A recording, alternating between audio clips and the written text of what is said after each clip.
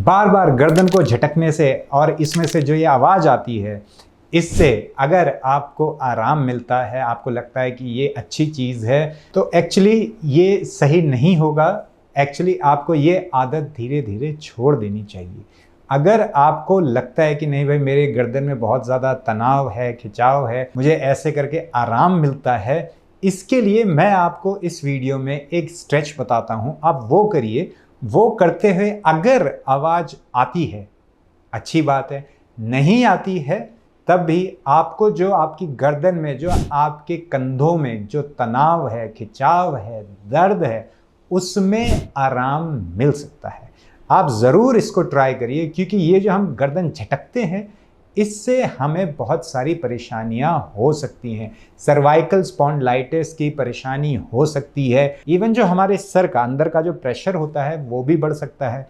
इससे सरदर्द की शिकायत शुरू हो सकती है, माइग्रेन हो सकता है। तो क्यों ऐसी चीज़ें करना, क्यों रिस्क बढ़ाना। और अगर अंदर का हमारे सिर का प्रेशर बढ़ा रहेगा, इससे आंखों पर भी बुरा असर पड़ता है। फिर चश्मे पहनने की बारी आ जाती है, फिर चश्मा झटकने में आपको परेशानी होगी, फिर आप ये आदत छोड़ोगे या फिर हर बार चश्मा निकाल के फिर अपनी गर्दन झटकोगे। इससे बेटर है कि समय रहते हुए अपनी थोड़ी आदतें बदलिए। इसमें से एक इंपॉर्टेंट आदत है ये जो गर्दन झटकने की आदत है, इसको आप बंद करिए। आराम ही तो चाहिए, आपको चाहिए शोल्डर्स आपके लाइट हों। चलिए करते हैं एक स्ट्रेच। आशा करता हूँ ये स्ट्रेच आपके लिए लाभदायक रहेगा। तो अगर आपको राइट साइड यानी कि दाईं ओर, अगर आपको गर्दन में या फिर यहाँ ऊपर इस ओर या पीछे ट्रेपीजियस साइड में अगर यहाँ पर आपको दर्द रहता है या खिंचाव महसूस होता है, तो आपको क्या करना है, जिस ओर दर्द है उस ओर के हाथ को आपको पीछे करना है। जैसे आप वीडियो में देख सकते हैं, जितना हो सके उतना पीछे ले जाइए। उसके बाद जो दूसरा हाथ है उसकी मदद से थोड़ा सा और पीछे करिए। स्पाइन आपकी यानी जो पीठ है वो एकदम सीधी होनी चाहिए। सीधी होके इससे क्या होगा कि आपके जो शोल्डर्स हैं वो अच्छी तरह से पीछे को खिंच जाएंगे।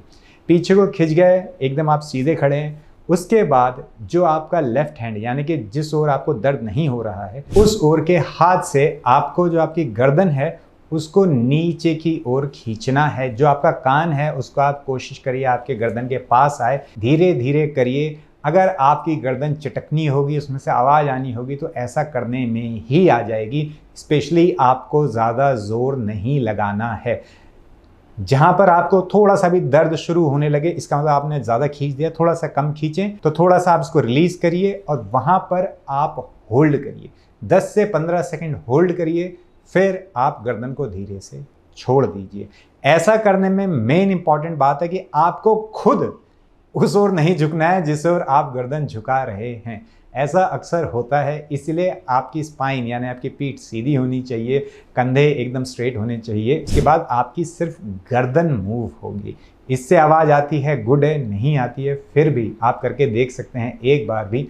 आपको बहुत आराम मिलेगा कंधे के दर्द में।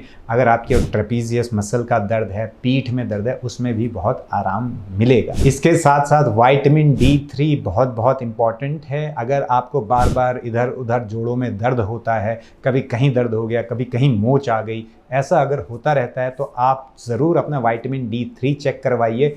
कैल्शियम उतना इम्पॉर्टेंट नहीं है जितना विटामिन D3 है, क्योंकि कैल्शियम हमारी बॉडी को खाने से भी मिल जाएगा, लेकिन विटामिन D3 आपको खाने से नहीं मिलेगा।